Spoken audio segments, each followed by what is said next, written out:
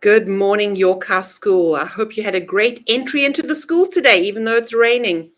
I have with me a very special guest today. His name is Constable Ryan Hooper. You may have seen him around out and about this morning as he was watching to make sure that everybody arrived to school safely.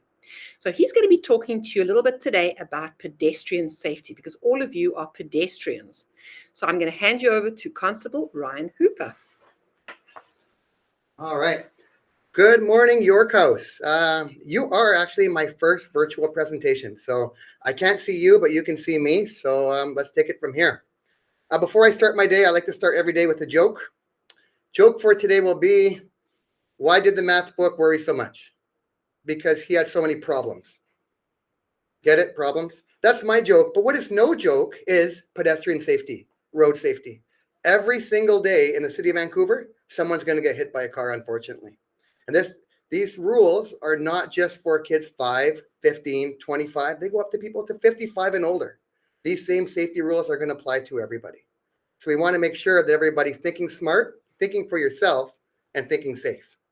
Now, I know our parents probably always told us, always look always. But there are some very important steps I want everybody to remember. Now, I know we're talking from grades K through 7. So for maybe the K through 3, this might be new for you, and the 7s you may have heard, but hopefully everybody gets something from it. The very first thing that we do prior to crossing the road is to simply stop. Just take a moment and pause, because you're at a place of safety, and you could think with confidence. We're not going to just be walking into the middle of the street and then start looking, because a car could be coming and it could be too late. So just stop. We are going to look.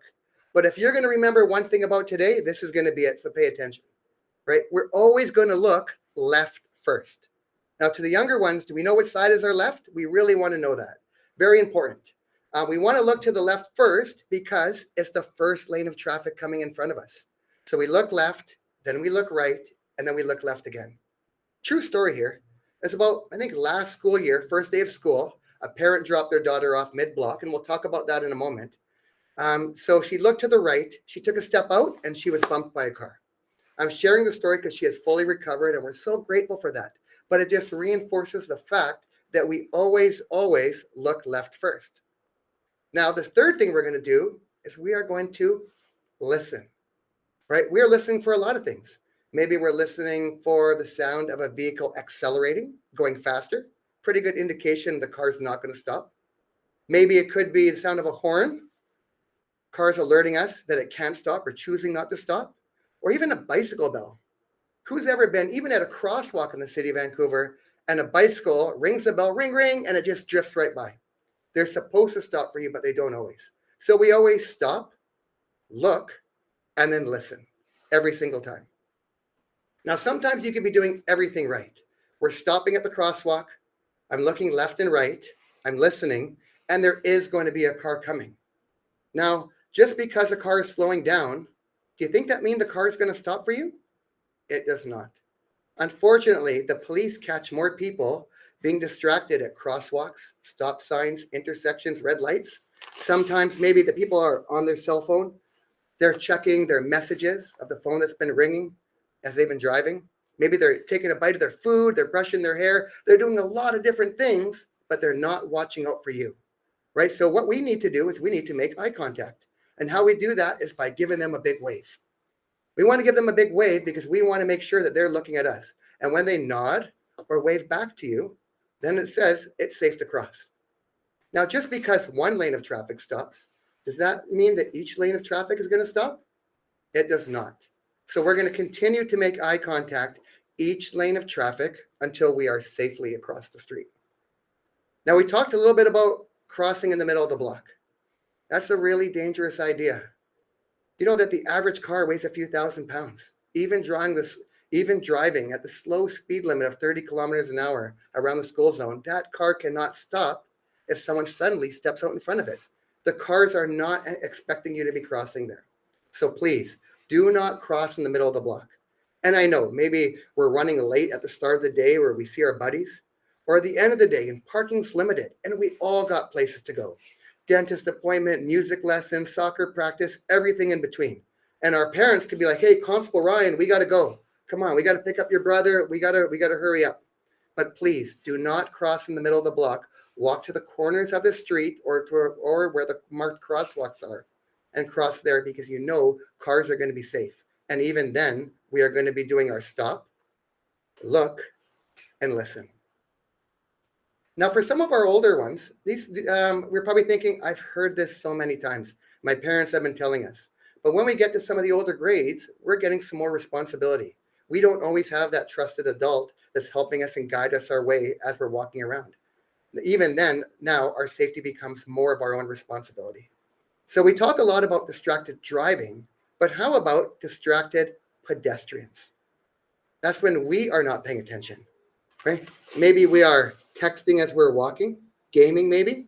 We have our ears, maybe we're streaming some music, we're listening, or we're in a good conversation. Or maybe we're just chatting with our buddy and we're just having a really nice talk. What they all have in common, though, is we're not paying attention to what's going on around us. We really, for those few seconds it takes to cross the street, put down the phone, take out one of the earpods, pause the conversation, and let's pay attention to what goes on around us. I challenge you, when you're out with your parents, maybe tonight or throughout the week, have a look. Have a look at what's going on at some of these busy intersections. We have people of all ages, adults of all shapes, sizes, whatever. They're all going to be distracted. People are going to be eating on their phones, reading as they're walking. I don't know how they do that, but they manage. But they're not paying attention, and that's how we see a lot of our accidents happening. One of the final safety points we're going to have is we want to be seen. As we have a stormy day like today, we're in our rainy season. We know it's getting dark earlier. It's staying dark later. Visibility is very low.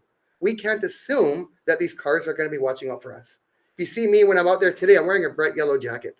I see York House is doing a fantastic job. You're all being handled with reflectors, right, for your backpack or your arm. So whether you're going to put it on your arm or if you're cycling, put it on your ankle.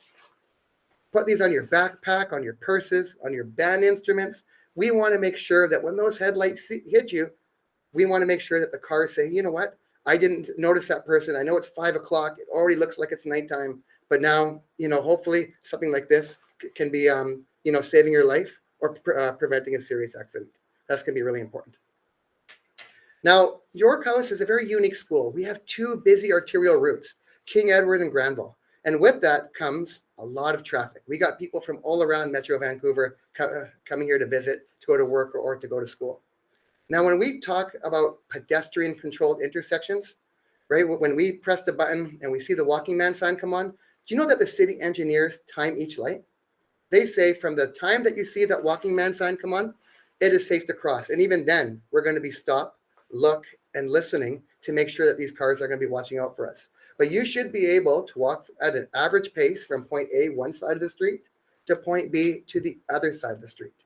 But where people sometimes get themselves into a little bit of trouble is when they see that red hand come up, right? That's saying if you haven't started walking yet, you may not have enough time to get to the other side of the street. And you could be halfway across that intersection and suddenly that light starts turning red and you could be finding yourself on an island. And not all the vehicles on the other side are starting from a stop position. Some of them are timing that light. And as soon as it turns green, they're going to be racing through. And that can be a really dangerous place to be. So please, if you see that red hand or the countdown timer, and you haven't started to cross, stay at the edge of the intersection and wait for that next light to cycle through. I get a lot of classes that say, Constable Ryan, but what do I do if I made a mistake? And I'm suddenly in the intersection and now that light has turned red on my side and the lights turn green and the traffic's starting to come. What do I do?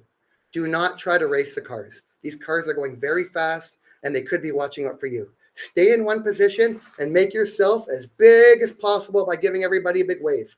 Make eye contact with the first lane. Make sure they nod and wave back. The same rules apply. And we're going to continue that process each lane of traffic until we get across.